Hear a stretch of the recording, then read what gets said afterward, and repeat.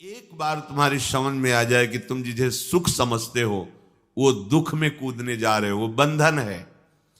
अगर गृहस्थी में भी जाओ तो हरि का आश्रय लेकर भजन करते हुए जीवन व्यतीत करो, नहीं तो बहुत दुख भोगना पड़ेगा। मरना कोई समस्या का हल नहीं है।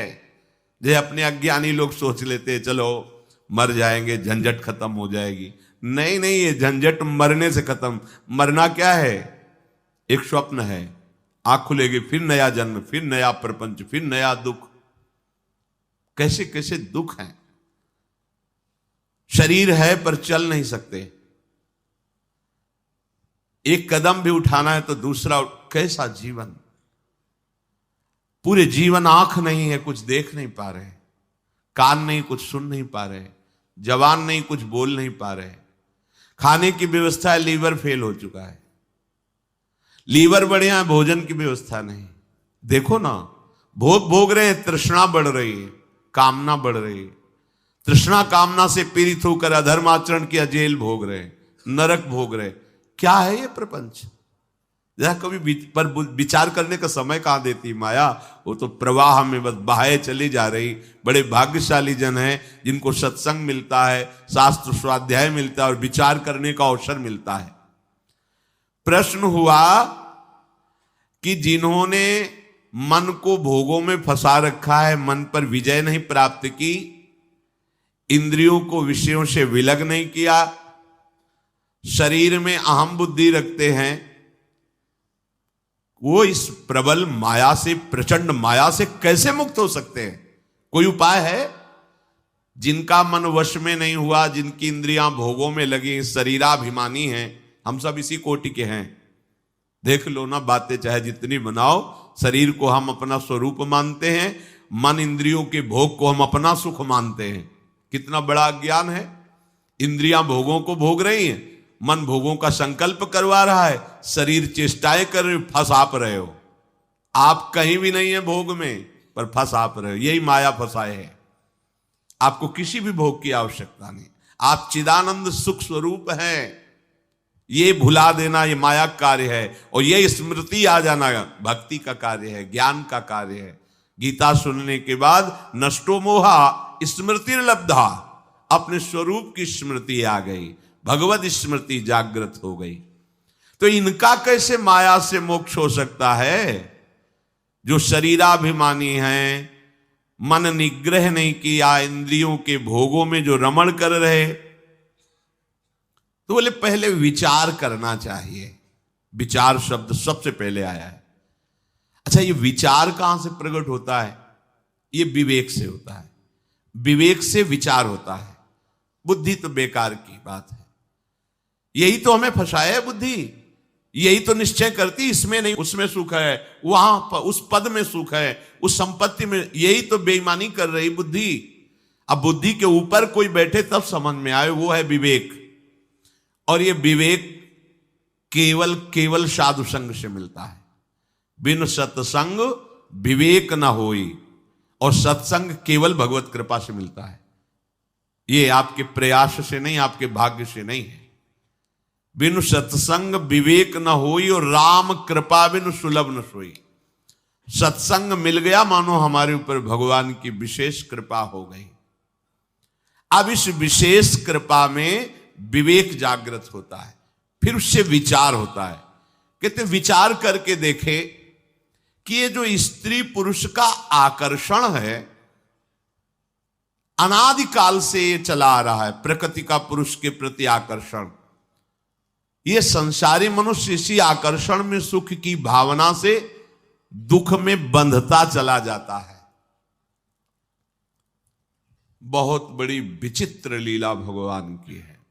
बहुत, इसीलिए चूंकि जो जिनका विवेक जागृत हो, देख के वो कांप जाते हैं। कितनी विचित्र लीला है। किसी एक जगह साधक रहते थे, भ्रमण के समय की बात है। दोष दृष्टि मत करना, माया का प्रभाव ही ऐसा है। अगर आप चूक करेंगे तो आप चले जाएंगे, हम चूक करेंगे तो हम चले जाएंगे। चूक नहीं होनी चाहिए। चूक का मतलब आज्ञा उल्लंघन, शास्त्र आज्ञा उल्लंघन, गुरु आज्ञा उल्लंघन। ये चूक है, ये आपको ले जाएगी। भक्तों के संग से ऐसी घनीभूत भक्ति, घनीभूत जिनमें कहीं भी पोलापन नहीं है, ठोस। घन कहते हैं ठोस को। अगर घनीभूत भक्ति है तो भक्तों की कृपा से जागृत होती है। भक्तों की कृपा का स्वरूप उनके वचनों के अनुसार चलना। अगर घनीभूत भक्ति नहीं, उसमें पुलापन है, तो फिर गिरने के चांस है। एकांत जंगल में वो रहते थे, पूरे आश्रम में अकेले। 2, 4, 10 लोग दिन में आ जाते थे, शाम के नहीं। वहां एक पागल शरीर वाली स्त्री दरवाजे पे गेट के ऐसे ही, उनको दया आई। सर्दी का समय था, अंदर कर लिया, भोजन पवाया। साधु का हृदय ही ऐसा होता है। पर दया बिना साधु कसाई, और दया करी तो आफत आई। दोनों बातें ध्यान रखनी चाहिए। दया अगर भगवत स्मृति चल रही है तो तुम्हारी ठीक है, और अगर भगवत स्मृति में बाधा पड़ जाए तो दया छोड़ के तुरंत भाग पड़ना चाहिए। याद संभालनी चाहिए। याद गई तो दया फंसा देगी, बस ध्यान रखना।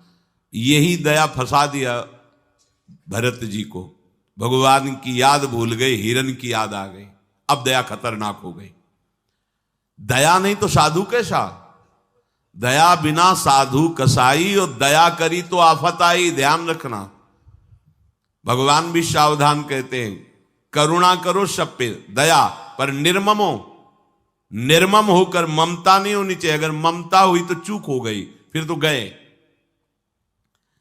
अब उनको ऐसा करना चाहिए, कंबल दे देते, भोजन दे देते, उसको विदा कर देते, पर ऐसा नहीं हुआ। त्रुटि हो गई। धीरे धीरे वो वहीं रहने लगे। कुछ समय बाद मार्ग भ्रष्ट हो गए, भागना पड़ा वहां से। ये क्या? किसी भी रूप में माया शक्ति है। दया, करुणा, सेवा, भावना। सावधान। अगर विवेक है, विचार है, तो आज्ञा पर चलो। शास्त्र आज्ञा पर चलोगे, कहीं कोई बाल बांका नहीं। शास्त्र आज्ञा करता है, बलवान इंद्रिय ग्रामो विद्वानमपि कर्षति। इंद्रियां बड़ी बलवान हैं, बड़े बड़े ज्ञानियों को, विद्वानों को भी विषयों में फंसा देती हैं। इसलिए परस्पर प्रकृति पुरुष के आकर्षण से उपासक जो बचने के लिए चला है, उसे एकांत में कभी संभाषण या किसी भी तरह की एकांतिक वृत्ति परस्पर आकर्षण वाले शरीर के साथ स्वीकार नहीं करनी चाहिए, नहीं तो बंध जाएगा। देखो ना, सुख की प्राप्ति के लिए वो चेष्टा करता है और उससे बड़े बड़े दुखों का सामना करना पड़ता है। जो पुरुष भगवान की इस माया से पार जाना चाहता है, उसको ये विचार करना चाहिए कि मैं सारी चेष्टाएं सुख के लिए कर रहा हूं, फिर मुझे दुख क्यों भोगना पड़ रहा है। ये बात बहुत सुंदर बात।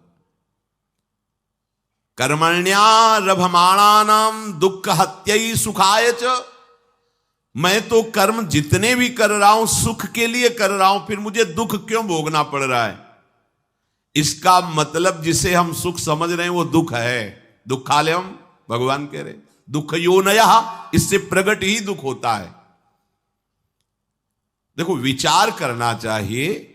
नित्यार्तिदेन वित्तेन दुर्लभे नात्म मृत्युना गृहापत्याप्त पशुभि का प्रीति साधितैश्चलै।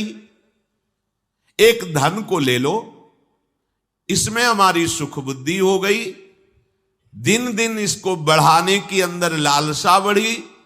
अब चाहे पाप से कमाई हो, चाहे हिंसा से, चाहे व्यभिचार से। अक्षरशः सत्य है, अपने हृदय को नाप के देख लेना, शास्त्र है। इसके पाने के लिए बड़ी बड़ी कठिन क्रियाएं, दुखद क्रियाएं करता है। इसी बात से तो घृणा हुई थी पिंगला जी को। जनकपुरी में, विदेहराज की नगरी में, ये वैश्यावृत्ति करती थी। अपने शरीर को बेच करके धन कमाना। शरीर को सजा करके दरवाजे पे बैठी, जो व्यक्ति आता सोचती मेरे ही पास आ रहा है, मुझे धन प्रदान करेगा। 12 बज गए, रात्रि तक कोई नहीं आया। हर व्यक्ति को इसी भावना से देखती, जल गया हृदय। एकांत से धिक्कार है मेरे इस जीवन को। हमारे हृदय में प्रभु बैठा हुआ है। मैंने आज तक उससे, मैं विदेहराज की नगरी में रहती हूं, ज्ञानियों की नगरी में, और कितना निकृष्ट आशा, शरीर से भोग, भोग से धन, धन से फिर भोग। अब नहीं, देखो इतनी महान हो गई कि भगवान दत्तात्रेय जी ने 24 गुरुओं में एक गुरु पिंगला जी को भी माना, और चतुरासी जी जैसे रस समुद्र ग्रंथ में, वाणी जी में महाप्रभु ने पिंगला का उदाहरण दिया। यह जो एक मन बहुत ठौर करी, कहीं कौने सच पायो, जहां तहां विपत्ति जार जुवती लो, प्रगट पिंगला गायो। निष्ठा कर ली उसी, आज के बाद कभी किसी पुरुष की तरफ नहीं हेरूंगी, भूखी मर जाऊंगी पर गलत आचरण नहीं करूंगी, अपने हृदय में विराजमान हरि से प्यार करूं। महात्मा बन गई उसी क्षण गुरु माना दत्तात्रेय जी ने। दत्तात्रेय जी जैसे अवधूत महापुरुष ने तत्काल पिंगला जी के चरणों में नमन करके गुरु भाव स्वीकार किया। आशा ही परमम दुखम, नैरास्यम परमम सुखम। इसे एक और संकेत मिलता है, कल तक बेविचारी रहा है तुम्हारी दृष्टि में, हो सकता है कि बेविचारी है, और आज कितनी ऊंचाई पर चढ़ गया तुम नहीं जान सकते हो। उसने संकल्प कर लिया, निष्ठा कर ली, सब खत्म। तुम्हें लगेगा ये कल वाला है, नहीं नहीं, हाँ, ऐसा दोष दर्शन करने पर तुम्हारा पतन हो जाएगा। आंतरिक आध्यात्मिक भूमिका कब बढ़ गई तुम्हें क्या पता चला? हरि गुरु कृपा से वो कितनी ऊंचाई पर बैठ गया तुम्हें क्या पता चला? देखो ना, पिंगला अभी तक वैश्या थी और अभी निर्णय किया, वो अभी गुरु बना लिया दत्तात्रेय जी ने 24 गुरुओं में, और उसका महामहिम स्वरूप भगवान वर्णन कर रहे हैं, हरिवंश महाप्रभु वर्णन कर रहे हैं, पिंगला का उदाहरण दे रहे हैं। तो जो इस आकर्षण में, इस सृष्टि का सबसे बड़ा आकर्षण है परस्पर शरीर आकर्षण।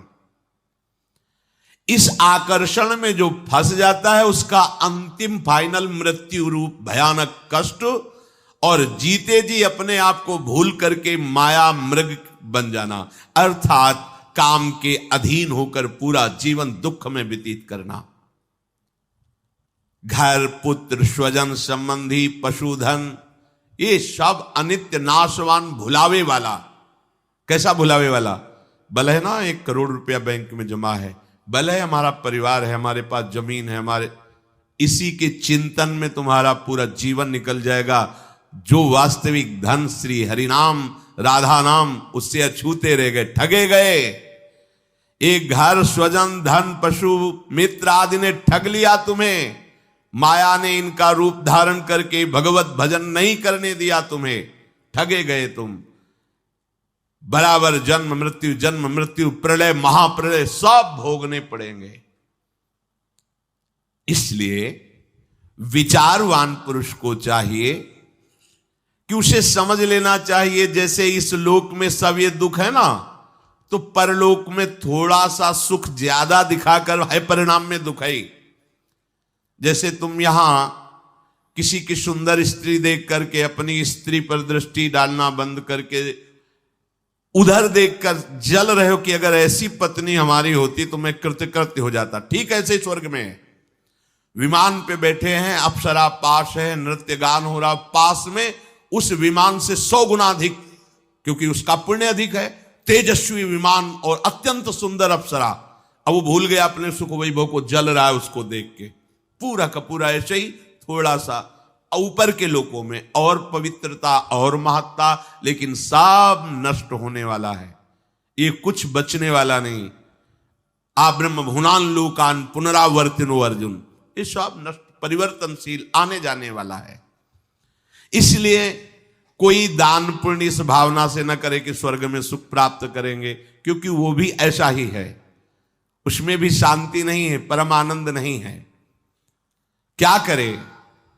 तो मेरा अब पतन ना हो, नाश ना हो, भय से मैं मुक्त हो जाऊं, इसके लिए तस्मात् गुरुम प्रपद्येत जिज्ञासु श्रेय उत्तमम शाब्दे परे च निष्णातम ब्रह्मण्युपशमाश्रयम।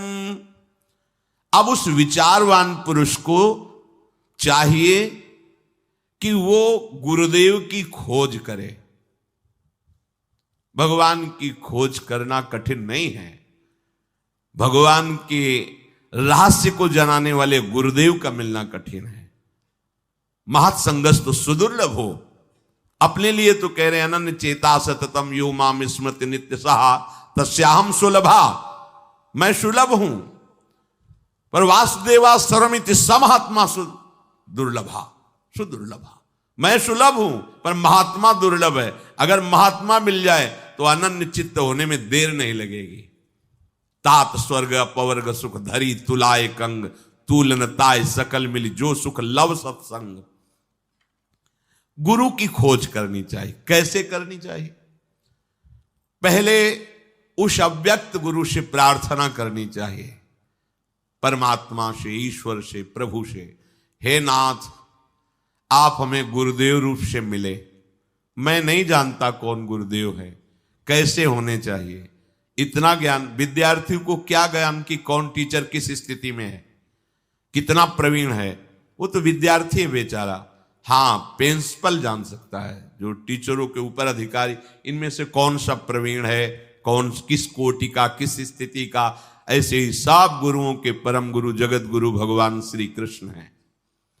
सबसे पहले प्रभु से प्रार्थना करे कि गुरु के बिना ज्ञान नहीं, परम पद नहीं, मोक्ष नहीं, मोक्ष मूलम गुरु कृपा। तो हे नाथ, आप कृपा करके गुरु रूप से मुझे स्वीकार करें। मैं आपका शरणागत हूं, आप गुरु रूप से आवे और मुझ शरणागत को स्वीकार करें। दीन बंधु, मैं कहां खोजूं? या आप मुझे पहुंचा दीजिए या आप गुरु स्वरूप से आकर मुझे स्वीकार कर लीजिए। जब आप ऐसी हृदय से प्रार्थना करेंगे तो आपको गुरु मिल जाएंगे, या तो आपको पहुंचा दिया जाएगा उनके पास, और उनके पास जाते ही आपको लगेगा हमारी खोज पूर्ण हो गई, जो मैं चाहता था विश्राम मिल गया। कैसे होने चाहिए गुरुदेव? शाब्दे परे च निष्णातम, शास्त्र ज्ञान से पूर्ण होना चाहिए, और ब्रह्मण्युप समाश्रयम, भगवत प्राप्त होना चाहिए, ब्रह्मबोध होना चाहिए। अगर ब्रह्मबोध है और शास्त्रों का जो ज्ञान है शाब्दिक, वो नहीं तो अपने शिष्य को समझा नहीं पाएंगे। शब्दों का बहुत अच्छा ज्ञान है लेकिन ब्रह्मबोध नहीं, अनुभूति नहीं है, तो शिष्य का कल्याण नहीं कर पाएंगे। इसलिए दोनों बात होनी चाहिए। शाब्दे परे च निष्णातम, शब्द ब्रह्म अर्थात शास्त्रों के पारदर्शी विद्वान, और ब्रह्मण्युप समाश्रयम, ब्रह्मबोध संपन्न अर्थात भगवत तत्व का अनुभव किए हुए हों, ऐसे गुरुदेव का आश्रय ले ले। चैनल को लाइक और सब्सक्राइब जरूर करें। राधे राधे, राधे राधे।